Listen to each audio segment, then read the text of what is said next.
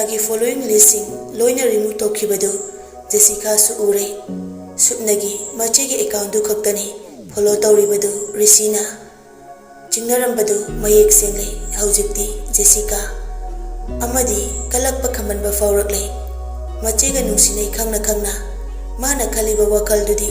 yamna tukachaba wakalni mama ki manakta prap laklaga paudu hairare amo ayuk nongan baga phattaba wakal du hana tamsilai mamada bilasinina Risi haidudi yam phaudaine khoima thaina isopada matinga tawrambaduni ichina nursing tamba horapadani madine hostel da lei eduka hey adugi bu ichana ka pauna bro wari sajilo imana masakanage amtala okaina haijiludana ima ichisilu ngaba tawrase thamolo yumado mangol ka bangai no hayo chelo hairase ichina Risi da leredi ay ham kalakani ima yamna nungsina ba mahal haiba makhoyani Machina nunga yai fana laikrani haibagi masadu kalakpana loire Jessica di inak fana kullabasu loyum badal luhongkani haibadudadi Jessica kala ude mana matam kaya dagisu pamjaduna lakpa Risi ga nungsinare khangbadagi Jessica machibu nungsidaba henjilaklabani pokminadaba oibadunara aduk phattaba wakhaldu laiminarappi macheda khaliba bilasinina ima loyumbaga wari tawrake Jessica wari pumba tamnamraga magi kada changlakle ayuk mantaduda Risi gi insta post anauba ma leirami ngarangi outfit tuni thagalaklibadu caption dana that good someone special Jessica thawaini comment pisilai kana darisi Risi reply thakpirai someone special Jessica gi account username adu leinana khangde maming da hangdabanara Machin manaudu istada fo follow tawnade leinana khangdrabasu mache gi username di Jessica na khangbani manau nupina pirakleba comment tu urabasu Jessica ni haibadi khanglamde mi ge account stop tawraga di yenglude nomata leinana Jessica makha tarudre istada gi tholaklaga mache da amo call direct tawsilai leinadi chakzari hobe duty chatnabagi kitchen da gilauri ko lakli budu taraga Gracia amta paikhalo Gracina Jessica ne kai hainu hango Gracina hello Jessica akoi side pahelo khondu haude Gracie phone screen du da yenglaga sui leite amata haida kitchen da janglaklaga pirai phone du se leina lauraga Jessia kaidore Chenang selaba Satriye chaksariye Ato chenang nga kai chatke Laina di icham chamna adum khumlai dinner chaba mapanda thokluye kaidawrage kanaga Laina manau gi wahangdu karinu khali akoy hom Gracie gal binaga Jessica na imanabi amana actor Risiga sakpa chahowe hairapa aduda hangbane Laina hantakti hek khumdok padungamde adu oiresu leina walote chaye mamanaba amaga akhoige chega khangnabro leina du kamaina khumgadabano khangdre phadek haidokpasu mangamjade hoi khangnai Jessica makata na hanglakte wadu loisilai o thamage che asi hairaga koldu satkaki manang nupigi wahangdu isau sauningba manbaduda Laina karino khanjai makhatana wahai ama fau haiba nanghauda goldu kakhibaduda phone screen du da yenglaga leihore Laina di Gracina nang naung pise khonda di haude masla iya ge yadana Laina nokfeta magtawri Gracie amuksu hairi nang gayam khenai nang sinane maithom du da ing law bisakni palese khonjal sina pura isai sakbi uchek nai tingal gi Fazaba kaina yom laga sare nanga pura opposite nanau nupina thina thiriba fazaba na sariba as taning de nanau nupi gine chado yam haina di nangna dilu na tawriba aduga noi maga Jessica ga na dine pukchela ma tawri Laina nokning dana noklaga imari tina trabasu babadi aina yamna nungshi imaga Jessica ga di aibu apopi machanate pokminaba mache nate haiduna he intokpibane ada ai saudeda poktabi haibane ai penthokna adum hengani masi warise close tawsilase punsigi open tawrose isai me oiram nasune anirak sakninga da bai sai nate papi ani duki wari saraga ne nang hekda kape piba moi hayeng ai lohong bada kapna batham leina noglaga dama da lay dugidi yarese thengani chana batawro ai losil hawrage albina di mathata phone tawram gani kakhat ki bane ai chatluki ge adudi leina magi pugada basi puraga thoglakle matanta leirak machinduda rishidu leplaga lay laptak na ui anidu koire message thanadaba leina na auto ngaigadaba mafamdudani rishina leplibadu leina khongthang khara tapthai rishi leirambaduda pakhek chatpa ngamdaduna tabli changsilaga ngasidi rishina leiriba adudadi ngaidraga asom sorok lanthoklaga wangmaduda oina lepkhre rishi suklap tawi leina na asom nakanda chatkibaduda gariga chinbaga haujikta lefowa risidu leiramdre anirak suna yenglakpada leina koyeng yengi akoibadu udre chatkibasu uhaude leina lambidu amuk lanthoraklaga rishina ngasai leplamba mafamduda amuk lai akoibadu haifek yengi leiba udrabaduda auto lakpa ngaikre tumina leplingai matungdagi karigumba ama thengai leina gi lengjumdo leina tungsat onthokpada rishina rose angangba ama pirai kemta di hairakte leina leidu lawi laudaba taude rishi makut anidu pocket humjinkre aduga leina ki manakta lepsilai leina rishina tawridu karino gyan tade warisu sanade anidu khongkap amagasu sangsilaktuna lepsilai rishi leina gi nakta rishina kaudem lapani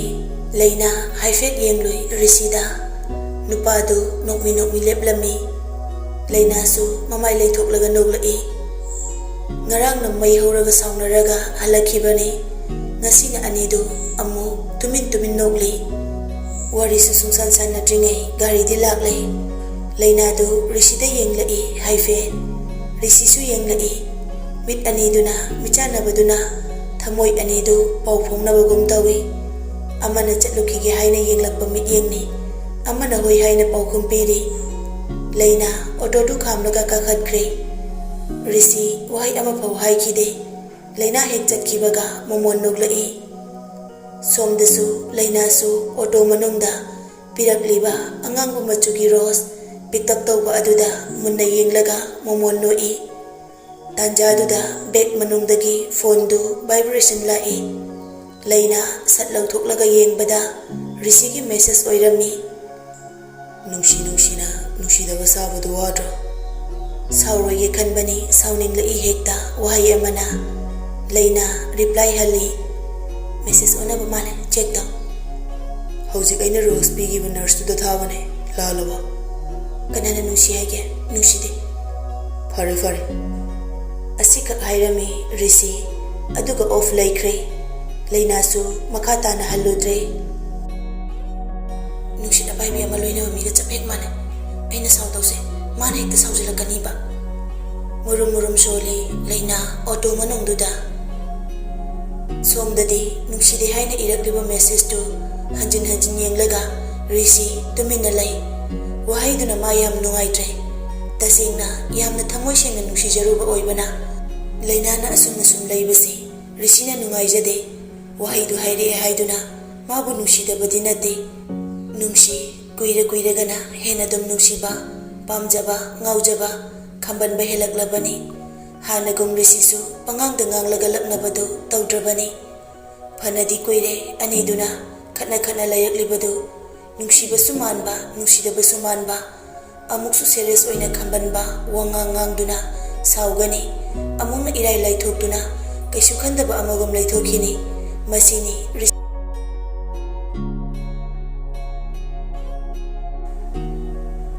kef amadani haris tu family nahange ga manadabaduda haris rishida onsinduna hanglai kaidoroge Ngasi di hero se energy loss oiba male. Rishi khumde Harisna kaidoroge me kaistode. Matang na chadrisu Jessica do kep adu da changlakle. Rishi leibadu ubaga Jessica ikhat khatna chenchilai. Darisi ya thengnaninga mi ama thengnare yam harawe. Asi hairaga Rishi gi nakanda sadekta famjili. Shooting tawrira. Hek lakbaga kari karino sajenba hekta hojali. Darisi ai kenom haige. Kaino. Aigi message su yengbide Insta da su unfollow tawthore kaigino. Rishi do adum khumi maram leibaine. Aikhoi se na yadrira. Aikhoi se hairakpaduda Haris su yauna Rishi Jessica da khangyeng yenglai. Rishi suklap tawna noije haidi kana. Jessica khangjinna de haibagi mawongda nokfe tawi. Leina do aikhoi cheni khangsina da bamuk saraklano. Rishi khangpe khangi khangde hana sungkhang khangdabani. Leina ga Jessica ga machin manaw ni haiba. Leina da nongmata hanglubasu laite. Jessica makha tarai. Ai simagi manaw ni pini kaina nongmata haito darase. Adubudi pukmina bana tabani na hairamoi. Aina di mase aigi pukmina ba icheni kana nungsiba. Aduga mana di ai se manaw ni piyoina laude. Darase khangnai haifau haide. Insta gi follower do khangbani aisu. Harisna pukmina basu nataba. Jessica machegi maramda fajana haibide. Hoi made ayokpane hana angang yauroi haidana yokluba. Jessica gi wadu tabada yamna phajaba oidre. Rishi munna yenglaga Jessica da hairei. Nangma gi manaw nupine habadi ai khangde. Mamonda su hangde. Hangdabanina mana su haide. Siga chapmanai nangna su Leina se nangi nachini haidrisidi. Nacheda dum wangangano. Jessica Rishi da pisum suklak tamna yengi. Aikhoi se gi saitaga wangange da Rishi. Rishi nofetawi Jessica gi wangang sangangduna aduma khangba ngami. Jessica na machebu nungside haibasi. Adubu waridu karino haiba. Rishi na Jessica da di hangludre. Hangludabagi maramsu asenba wari gi marakta oidaba kayana waridu machu phajarakani haiba. Rishi na khangbageni. Jessica na aikhoi che khaka follow tawe yamnai open oiri ichena yadana adumai tawdaba nate. Mana haidasu loina khangdaw leiri. Hojiki matamdabu adusu Darasi ga khangnaraga mana lolido yam pangbagi thabakni. Harisna kaino nachina Rishi ga nungsine haraga nangna saruiduna. Mi khudingi ai Rishi ga khangnai na wawalaw godo. Adudi khara khatwa angang yam haijaningba khanghanjaningba nangumba ihe mina tawgadabani. Machina haidasu adum taiduni aduda khango. Nasida nangna adyam sawna ngang bhaunabro. Jessica na yam molaga ne tawngambi oirambadu haibani kai rake. Rishi phamlambadu hawgalakle. Jessica wasida nanga mari imta lainade. Nasiga dum haina jai. Nangna khuting jene mathau da de ko. Asabu sawala kuna dro jara. Asi hairamlaga Rishi kef adugi mapanda thokre. Harisu Rishi chatkibaga hawgalai. Rishi da hop jaramaga nachigi nupa orambasida nangcha irabema. Natai oidoisidi saurunu. Jessica isau sauna Haris da yenglai. Haris sunglass ka du upsilaga yam kaknani thokredu.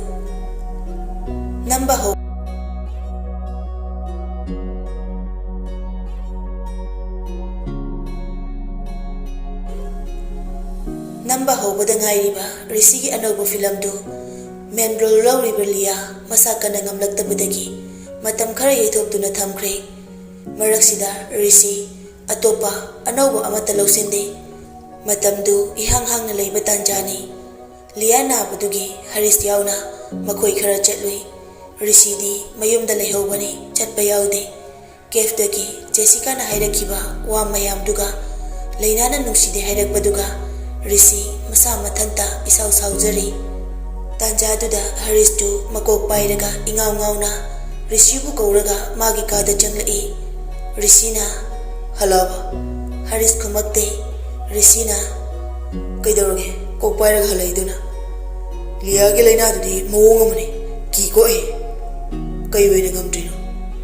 Khangde wari di adum normal loina sai. Masado hainingde hai. Kitang chatlubaga hekta nawa masa soktaba tawba male. Nahansu suicide tawjadoi taw leiramena phanai hai. aduga nongma musu thiba phangudra male aduga kaidanom leirami mangu bahalakpa numitudai makhotusune linki tetu mahaklaga hale hai adugi matone shooting apuna torambado gyan gatati Rishi nahan liya ki makuta hakiba linki mayektu mamitta urai depression gumba ojalo suicide ki wakal lagle dunade family ki problem khrasu lai male film ki line se mara di pamjaba ado my family na diya de khangdi da fajana heroine ma sinmei wa haifet vale liya masana Rishi noglai forene aigi jealousy level 1 winners masado ine kumhalani Haris mami to lag thok laga kari mi gi duty do sakthong bisana bane na khanbrona nong mahina ma pura loi kaino mi macha ma phawo kol ha dum purake o tre dialogue to manau nu bido machi ga yam khinai ko nang na machi fadi ga da manau nu bido nang faja khisini asi hairaga Haris no e Rishina wachidi haina bi subject nangi fajaro he adumai ga tawradi yare nayum han gi direti sida kai dawlai aina kai haige kuire aina lam haibo amta sa si haire si schedule hangling sida amta sa law solution kari lam chalo ga khangni anau bone ha ising na thumjin khraba hana khun oiram mafam ni part oi khre haujiti part yai da takhele ne pungong ngong su sa le hai chumaba social media da di amta udri kanam ta khanglam kiroi anau bone ai fo khangbo koitri Rishi tumineng haglai Harisna koidoroge yamna chatningbagi ihulama phawrapagum Rishi phamlambadagi fukhawalai soslo ani duna tholakpadu nungthil nungsa haigalakpa matamdudani Harisna hairiba mafamdo yawbada punga mamukti changi nungthilgi pung ahum taraklai makoina mafam adu yawbadu ichik chi chinglabi amada lakpani khongna pungkhaimo chingmai amada kakhatlaga hairiba mafam asi ubani isong songi mafamdu mina khangnariba mafamga oibaga satfam fajana semri film gi sport thibada khanglakbani Harisu mafam adu mi amata tadabagi ichik chi Rishi mafamdu ubada tu sungkre khanghaudana laptakna uriba ningthina sentharakliba ising chaibi adu ubada mitkup ningde paklaba iyai duda ngorok ngongna satliba leidusu pikna uba ngami aruba laijaduna paksana sandokraba ipaktu ubada Rishi tu chungbani Harisna si mafamja lei haiba khangbono mitudane ahalama thengnei chingya sida mana hairakpada ipak oina leiramde khunna moina leirami hai ising thumjin kiba iyai sida uriba angaubu sinane takhelai ni hai ahalduna madi kamai khangino khangde hairiba mayam tu taraga Rishi gi mitadi ising singna uraklei ising na thumjan jingai oiramba khuladu pikna uriba leirang adu ubada amuksu uraklei adungai gi takhelai khunadu Yubras na chairak phangduna leikrabada Johana khun khuding hatba thugai ba horaklabada kaiduna chenabane wangba kulsu tumna manglei langam amadi angang makoi khara nongpo khulenda Yubras kinakta chelakpani sakol tongduna somdana mahen sanana Yubras ki manakta lagduna paukdamlare Yubras nang asumda leiba ngamlibra mikap miracle mayam se tadabra Yubras mit pangna tumlora hawgalo Yubras wangba khul tumkre takhel yawraklei konung yawraklei Johan gi makhutta pumnamak manglagani ningthau poirei amadi yaishna suyawna Yubras ki leibakta landaraklei mayam ase khangna Yubrasna asaba murti amagum asum laikhigadra manauna mapita na hairiba wadu taraga Yubras wa ngangdrabasu makhut khutum tasile mikuptuda angang pikliba amadi mamagum labi kayana Yubras ki mangda leplaga kaptuna hairi Yubras ekhoi bukan biyo Yubras aigi imako bakum nakidre yum mai chakle Yubras aigi isado mainung dilai kre Yubras ngangli pamayam du taraga Yubras lon thok taba murti ayek palai asiba jiba amagum laiba ngamlakre kadai aigi thangsa karo Yubras ki khonjel amadi hairakliba wahai du tabada mitlu pirang marakta mumo noklei pumnama ipu bertesu mathamoida momonokna changsilai Yuvrajki manakta aduga Yuvrajki maraibakta makhut khubakna thengduna mapangal haplami amadi Yuvrajki nakongda wahai ama hairei wahaidu Yuvraj khaktani tariba hairakliba wadu taraga Yuvraj mapuda thajaba miting ama yenglai aduga makok nomlai nasu namak yajaraibo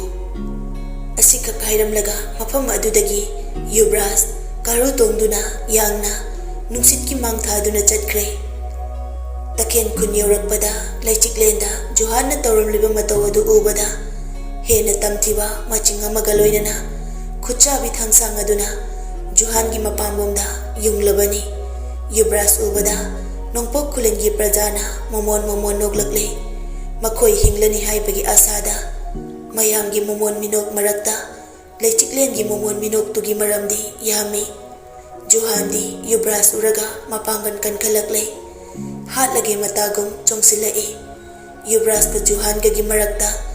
akan balan thengnare ahing mikuptuda adubu takhen kundi asi anana pikthale karigumba Yuvraj na ngana laklamlabadi masi khara makhaidi safaramgani Johangi saktisu kahena kankhibana pakhek maithiba piba ngamde Yuvraj na nongpo khulengi miyam amadi takhel khulgi nuja kayagi ikhengna ichel oirare ubada yengba ngamdre mit usinduna khangle mathauna phudoktuna yeknaba kaya haikre mahen sananasu mayambungna akanba pangal changyeng naringai phatraba Johanna mayambungbu mahu kaplakpada Yuvraj ngakpa ngamhauda laimaida takhibada ubada mahen sana mayambungi manakta khongleithuna chensilai Johansu turingaituda hatlage matagum Yuvrajki hakchangda amukkasu magi spirit oiriba lin adugi mahu adu kapsilakpaga mahen sanana mayambung soktanaba mahak oina songsilaktuna mahengi hakchangda mahu adu pankre Yuvrajna mahen asokpa manaudu mikup kharadi nathairamlaga Yuvraj tamthiba saklon amada magi pangal sakti pumba phudoklaga akanba sakti sinnaduna Johanbu tamthina thangsang aduna hanjin yansilakle mikupsida Johan i orakle lingi saklondu mangkraga miyoibagi saktamda hanjilakle mikuptudani Yuvrajki maya thoraba thangsang aduna Johangi makok kakiba Johanna malem laimaida hek hai thakibaga thangtengi khonjal nilamba pumba chap lepkre mamit chena uisinduna Yuvraj makhut khubak adu tingthoklaga demon hairiba clan adugi thawai pumnama magi khubam nungda chingsinduna phajinkre uisilamba mamitu hek pangthorakpaga amamba taibangdu khajik nganthoraklami nongna khaklawba ama yauna musin muramba atia adu nganthorakle Yuvraj khongleithuna soktuna leiriba manawgi manakta chensili mahe se Yuvraj ka konung nasase mahen sana masana khangjare magi matam loire haiba mayambungda yengduna wana hairei Yuvraj nanaw mafam asida potharage nanawbu amuk tangnu sida konbeo maduna Yuvraj manaw oina pok pagi mahiyal khalage Yuvraj manawbu chena konsili kaina adum haigana nang kaisu doroi Yuvraj nanaw biham buhare nanawna Yuvraj kitung induna laipa kitau saram kharase Yuvraj penmeuko Yuvraj manawbu chejet konsili pele nangbu aigi inaw oina fangjaba Yuvraj pele mahen Yuvraj na inaw ngak sende haiduna nayambu aibu warahurabra mahen sana noi milu pirang ihauna sursu sangna holai Yuvraj haina kauramliba asina aroiba oikre mahen sana mamit usinkre Yuvraj ta kolamba makhuttusu laimaida tarakle Yuvraj manawbu hena chena konsinduna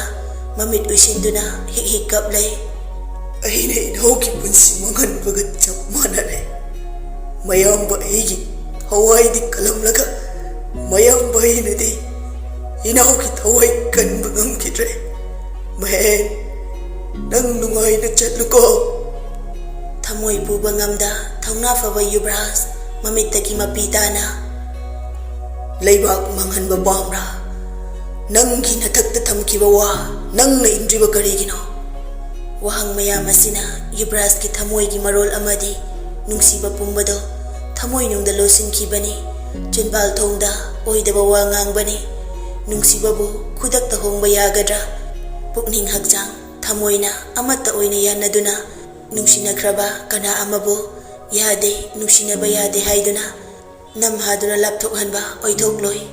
lapthoknakhiba yai hakchang anina adubu thamoida takraba nungsi mamidudi hongba nairaroi adubu lonthokdaba oikhre nupa magi thamoidi lonthoktraba thamoini sakudaba nungsibani khutna soke yadaba nungsiba adubu kanana ubigani chenbal thonggi wahaina lomna lokhiba tabani Yuvraj ki thajadaba wahaina leichiklen angaubi oire ma khaktabu ngaijabani ma khaktabu ningjabani ma khaktabu nungsijabani koina su thadokpiduna thambiraga ujaba mikupsidana lamlanbi amagom thausabitre masak khangdaba amagom tawbiri nungsiba pumba minam lamduna thajaba pumbasu manghal lamduna nathaiduna chatkrabada Yuvraj ki waduna leichiklen leimaida gitfam thaduna heki kaplaklei miyam tinba maraktuda angaubi olaba leichiklen ki mataudu yengba ngamdre nujagi pirang madi lepa leita sinthaduna kapjari tabidrabasu kappaki khonjel kanana thembidrabasu kanana ubidrabasu leichiklen gi pendaba mikap amadi leichiklen gi mitlu pirang tahanningbani Yuvraj mahaknadi themhanningbani taithokhanningbani mitlu pirang adubu sinthariba pirang adubu taithokpinaba magi Yuvraj do adungegi Yuvraj oiramdre Yuvraj na tawriba amadi utliba mawongduda leichiklen Yuvraj bu asuki matik warokre Yuvraj ki thamoida tariba mamidudi mitna uba ngamba nate khutna sokpa yaba nate kanana khangbigani leichiklen uraga Yuvraj ki pukning wakal amuk honglakladi kibana mapabung amadi ipu bardana Yuvraj bu phajinkre Yuvraj masu haiba inba phirep chetpa oikre amaromda phirep chetna thongna leiba wasak ngakpa leibak nungsiba misak ama oidunasu magi nungsibi leichiklen icham chamjabi ingaw ngawjabi magi maphamdadi minamlaba misak ama oire Yuvraj di khwaidagi fataba misakni khwaidagi tamthibani